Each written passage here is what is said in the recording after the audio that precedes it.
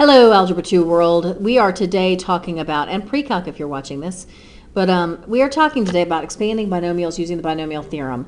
And in particular, I want to show my students some special problems. Basically, it's their homework. It's problems where they ask you specifically for the coefficient of a particular term. So these are sort of more challenging, but I want to go back through the basics real quick first. First of all, a binomial has two terms, right? So here is a binomial. That's a binomial in parentheses. They don't have to be in parentheses, but that one is. And then expanding a binomial means multiplying one that has a power out. So let's say this is to the third power. It's basically multiplying out what you would get if you were to do x plus 4 times x plus 4 times x plus 4. Which would be a good bit of work. Not as bad as if it was the fifth power or the seventh power or something, but it would be a good bit of work. So there's a shortcut, and that is using the binomial theorem. And the binomial theorem tells us that our answer for this, we really have three sort of different tracks of what's going on. We can think in terms of what's going to happen with the coefficients of each term, meaning the number out front. We can think in terms of what's going to happen to this x, and we can also think in terms of what's going to happen to this 4. So first off, let's talk about the coefficients. If I put ones in a triangle like that, and then I start going down, and I start out with a 1 on every new row, and then every time I have two numbers on beside each other, I add them together and put their sum right between them on the bottom. So like 1 plus 1 is 2. You could, if you want to, think of this as 1 plus nothing is 1. But there's always a 1 at the beginning of each row and at the end of each row. And anytime you have two numbers, they add together to make the number in between below them. This is Pascal's triangle, okay? And there's a lot you could look at with Pascal's triangle because it has some pretty cool patterns in it. Whoa, sorry, that's a 1, not a 6, I promise. So this is 1, 4 and 1 is 5, 4 and 6 is 10. Notice that it's nicely symmetrical. Okay, so lots of patterns happening, and one of the patterns is that you can use these numbers to help you find your coefficients of a binomial that's being expanded. Okay, pretty much if I were to do, for instance, let's just do a simple example with just letters, no numbers at all. Okay, let's say I had a plus b to the 5th. I go to the row that has a 5, and I say that's going to be 1 times some a's and b's plus 5 plus 10. These are the numbers here. Those are my coefficients, plus 5 plus 1. So I can find the coefficients of my final answer here, assuming neither of these has a number. If one of these has a number, then I'm going to have to multiply some stuff after I get it. But let's just go ahead and finish this one. What happens is those are my coefficients. Then the first term here in my binomial, a, starts out at the biggest power, which is to the 5th, and works its way down. 4th, 3rd, 2nd, 1st, and this would be a to the 0, which I don't need to write. The second term in my binomial starts out, it's kind of like the opposite. It starts out, this one ended up a to the 1st, a to the 0. This one starts out at b to the 0. B to the 0, then it goes up b to the 1st, b to the 2nd, b to the 3rd, b to the 4th, and b to the 5th. And that's the answer. If I were to multiply out a plus b times a plus b times a plus b 5 times, this is what I would get. Okay, so let's do another example. Let's do this one. X plus 4 raised to the 3rd power. The raised to the 3rd power tells me to go to, some people call it the 3rd row, but that means you're counting this as the 1st row. It's really kind of the 4th row, but basically it's the row with the 3 in it. The row that starts out 1 and then goes immediately to 3. Okay, so those are going to be my coefficients, 1, 3, 3, 1. Okay, so 1, 3, 3, 1. Those are the coefficients. Then we start out here. This term is going to start to the third power, then go to the second, first, 0. So x to the third, x to the second, x to the first, x to the 0. This term is going to start out to the 0, then be to the first, then to the second, and then to the third. Another way you can think of this, and I'm sorry I put it inside here and outside there, it really doesn't matter. Another way you could think of what happens with the second term is like the first term starts high and goes low. The second term starts high at the back and goes down. Now another thing to observe about that is your exponents in any one term. Like if we think about this is 4 to the first, 4 to the second, this is x to the first. The exponents add up to this. So we have a 3 here, we have a 2 plus 1 here, we have a 1 plus 2 here, and we have a 3 here. Okay? So in this one, because I had a number, I'm going to have to simplify. So I have x to the third. Then this is 4 times 3, which is 12, x squared. This is 4 squared, which is 16 times 3, which is 48, x. And 4 to the third is 64. And so that is my final answer. Okay? That is number 2 if you are in my class looking at my homework. That's your homework tonight. Okay, let's go ahead and do number 4. Number 4 is going to be a little different because we have powers inside the parentheses too. Okay? So let's go back and think about this in terms of A's and B's. Okay? It's kind of like, and this is to the third power, so let's do one for the third power. Third power means on that Pascal's triangle, where is he? He ran away. Here's Pascal's triangle. I'm going to be using this row to look at my coefficients. So 1, 3, 3, 1. Okay, so let's just think about whether if this was A plus B. Something generic. Excuse me. 1, 3, 3, 1 are the coefficients. Then we start with A to the third, then down to the second, then to the first, then 0. And this is what I was saying the last time here. We could start with the B to the third over here, and to the second, and to the first, and B to the 0.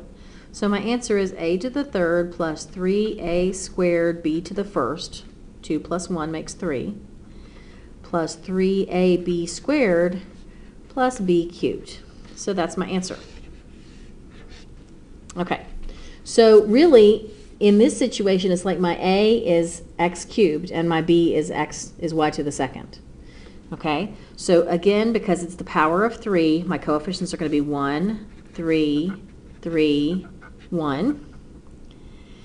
So I'm going to put this in parentheses because this is like my A. I start out with A to the third, then I have it to the second, then I have it to the first, and then I have it to the 0. So in this particular case, we're thinking our A is like x cubed, or x cubed is like our A. Let's put it that way. And B would be y squared. So I start out with B to the 0, then B to the first, B to the second, and B to the third.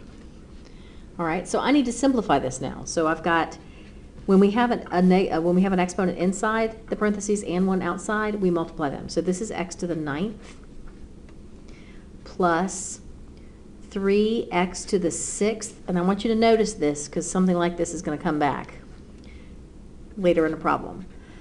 Excuse me.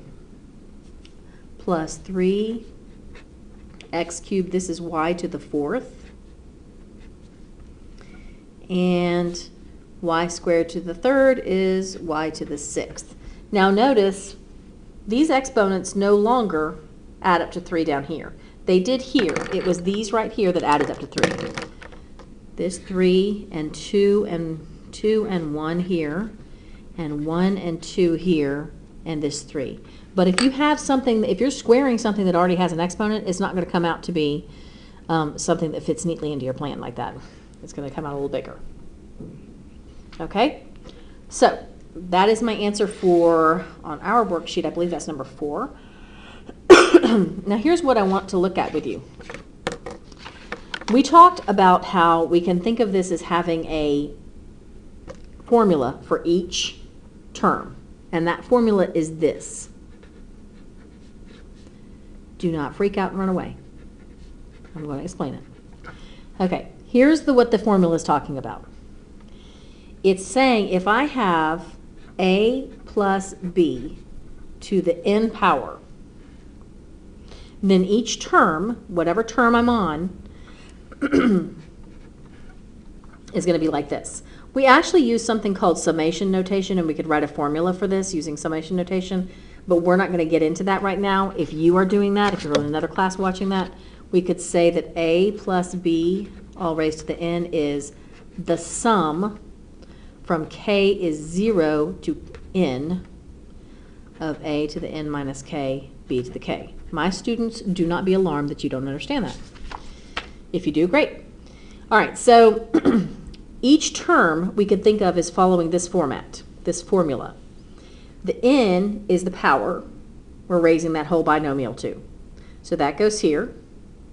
The a is whatever the first term in your binomial is. It may not be just a plain letter. It might be 2x. It might be x cubed like it was up here. But your a is your first term in the binomial, and the b is the second term in the binomial. Okay? So you're going to have whatever the first term is in the binomial, whatever the second term is in the binomial. Notice that these two things will add up to n. Okay? So let me show you what I mean. Let's look at, let's say I have x plus 2 to the 5th, and I want to find the third term of that. Okay? The 5th power, that's my n. A is x here, b is 2 here, n is 5 here. Okay? So I have 5 in that thing, and x here, and it's going to be to some power, and b is 2, and it's going to be to some power. Now let's talk about what the k is here. And this is only if you're trying to find something from the third term that you have to think of it this way. Like if it says the second term or the 5th term or the 6th term of that expanded binomial. When I was talking about this a second ago, I said it starts with k is 0. That's because k is basically the term you're on minus 1. If you're on the first term, k is 0. If you're on the second term, k is 1. So k starts with 0 and works its way up. So on the third term, your k is 2. So it goes here. And then 5 minus 2, I'm going to use a different color, goes here. And then 2 goes here. Now notice that these exponents still add up to 5. They add up to the top. Now what the heck is this thing? This stands for n choose r. 5 choose 2. It's the equivalent of saying if I have 5 objects, in how many ways could I choose 2 of them? And you really don't have to understand much more about that than how to put it in your calculator. So in your calculator, you're going to go, if you have a graphing calculator, you're going to go to Math and go over to Prob for probability, and it's the third item down, NCR.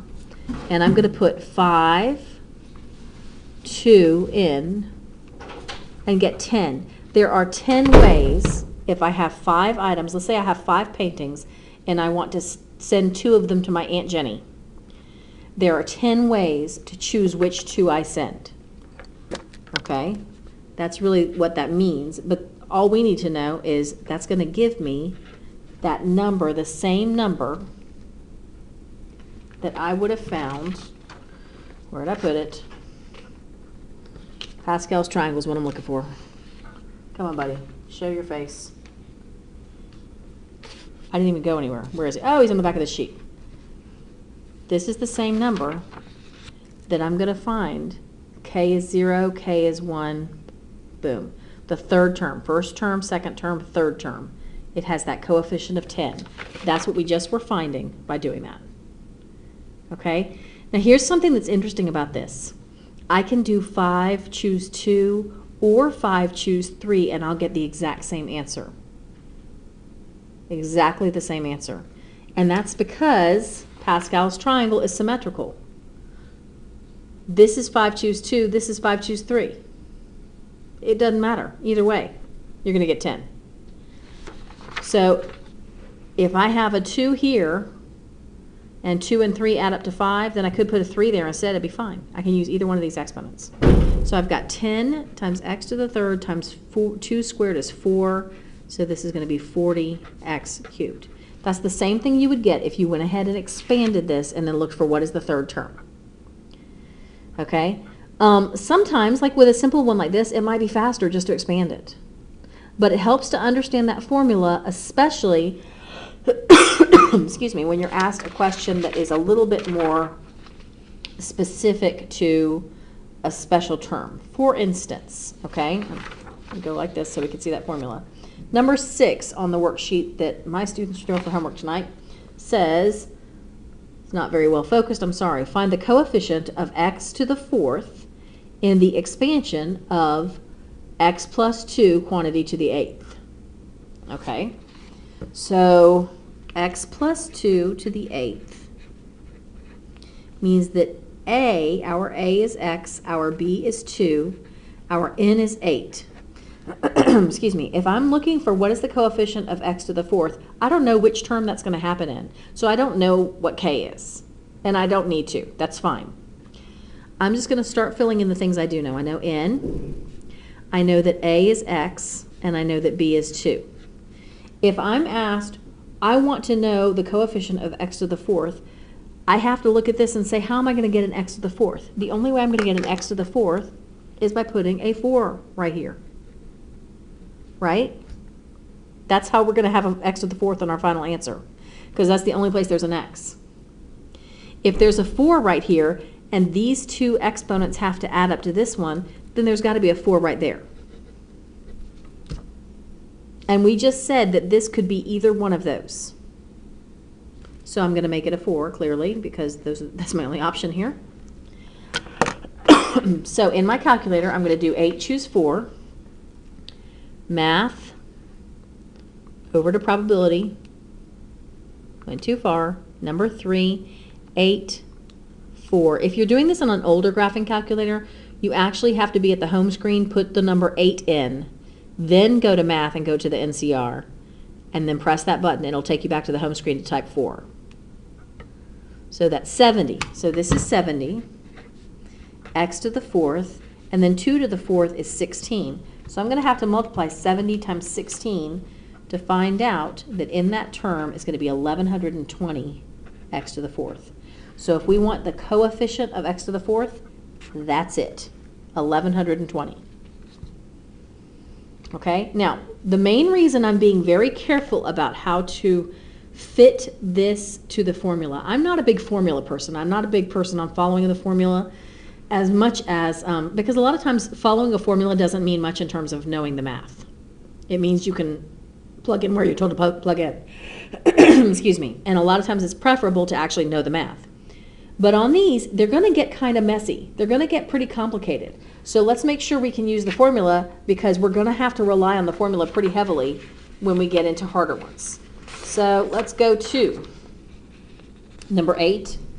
It says find the coefficient of x squared y. So I want to know what comes in front of x squared y in the expansion of x plus y to the 3rd. X plus y to the 3rd is a pretty small one. I could do it myself. Just go ahead and expand it and just look at what comes in front of that. But let's use the formula to help us be able to use the formula on the harder ones. So my a is x, b is y, n is 3, x, y. Okay, if I'm going to have an x squared y, the only way that's going to happen is for this. Basically, I'm trying to figure out what goes here and here. I want this to be 2, and I want this to be 1. And 2 plus 1 does equal 3, so we're good. Now, we just said the k here can be either one of those things. If you do 3 choose 2, you're going to get the same thing as 3 choose 1. A couple different ways to think of y. One of the y's is because if you look at Pascal's triangle, here's 3 choose 2, and here's 3 choose 1. No, it's 2, sorry. This is 3 choose 2, and this is 3 choose 1, I think. It could have it backward, but the point is it doesn't really matter. They're symmetrical. Another reason to think of it is if we say 3 choose 2, what we're talking about is I have 3 paintings, I'm going to send 2 to Aunt Jenny. Okay? Sending 2 to Aunt Jenny is the same as deciding which one to keep for myself. If I'm sending 2 away, I'm keeping 1. So that's why choosing 2 or choosing 1 works out the same way. Okay? Doesn't matter if I'm choosing 2 or choosing 1 because 2 plus 1 equals 3. So let's go ahead and calculate this. 3 choose 1. It turns out this is going to be 3. Then I've got x squared, y. So my answer is 3 because I was asked what is the coefficient. Okay? Let me grab another piece of paper and we'll look at number 9, which is where things get a little bit more complicated. Okay, number 9. Find the coefficient of x squared y cubed in the expansion of 2x plus 3y all to the 5th. All right, and we're looking for what comes in front of. Did I just suddenly skip? I did. That's okay. I'm committed. I said I was going to do the evens, didn't I? And I just skipped over to odds. But hey, that's good. We'll do whatever problems we are struck by. What strikes our fancy is what I was going for there. Okay. So my A is 2x. My B is 3y. My N is 5. So I have 5 over some k. 2x is my A, and it's to some power. 3y is my B, and it's to some power. Notice I'm making it bigger here because I'm really going to have to think about what goes in these. Not too much on this one, but if I want x to be squared, the only way for this x to become squared is if there's a 2 here. The only way for this y to become cubed is if there's a 3 here. We already said it doesn't matter which one of these you put down for k. I'm just going to use 2. I could use 2, I could use 3. And now I'm ready to go ahead and multiply this whole thing out. Now, I'm going to do 5 choose 2. I actually already did 5 choose 2, right? It's 10. Please be careful when you raise a 2x to a power or a 3y to a power or anything that has a coefficient other than 1, not to just forget about the coefficient, okay? If 2x is squared, that means 2x times 2x. So it's not just 2x squared, it's 4x squared. If 3y is to the 3rd power, that means 3y times 3y times 3y. 3 times 3 times 3 is 27 y cubed, okay? So I'm going to multiply 10 times 27, which is 270, times 4 is 1080 x squared y to the 3rd. So this is the coefficient I was looking for. There's that question mark that was up here. Okay, last one I want to do. Which one do I want to do? I know what I'm going to do. I'm going to skip to number 13. Number 13 says, find the coefficient of x to the 8th. So what number is in front of x to the 8th in the expansion of, now isn't that just delightfully messy? Excuse me. All right, so A is 3x squared. I'm going to put it in parentheses just to make it sort of more encapsulated there. B is negative 3. If you have a minus, that's like the second term is negative. N is 4. So I've got 4 over something. A is 3x squared. This is to some power. B is negative 3, and that is to some power. These two powers have to add up to 4. Okay? So I'm looking over here. If I want this to turn out to be x to the 8th, remember that when we have exponents inside and exponents outside, they do what to each other? They multiply, right? So for this to turn out to be x to the 8th, the only way that's going to happen is if this is 4.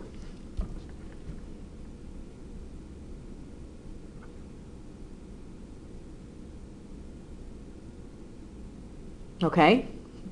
For a moment there, I was a little stymied by that. Why is that weird? Well, because for a second there I was going, did I do it wrong? Because that's going to leave this as 0. That's fine. It's the first term is basically what's happening. That's going to be 0. And I could put a 4 or a 0 here. Because if I have 4 paintings and I want to send 4 of them to Aunt Jenny, there's only one way to do that. Or 4 of them and I say, I'm not giving you any, Aunt Jenny. I'm sending her 0. There's only one way to do that. So 4 choose 0. I don't even have to put my calculator. That's going to be 1. It's the first term. We are, if I can figure out once again where I put Mr. Pythagorean, or excuse me, Pascal triangle. We are on the row that has a 1 and then a 4, right? Here's where we are. We're at the first term. This is the 1. Okay, so I've got, this is 3x squared to the 4th. Remember that that's 3x squared times 3x squared times 3x squared times 3x squared.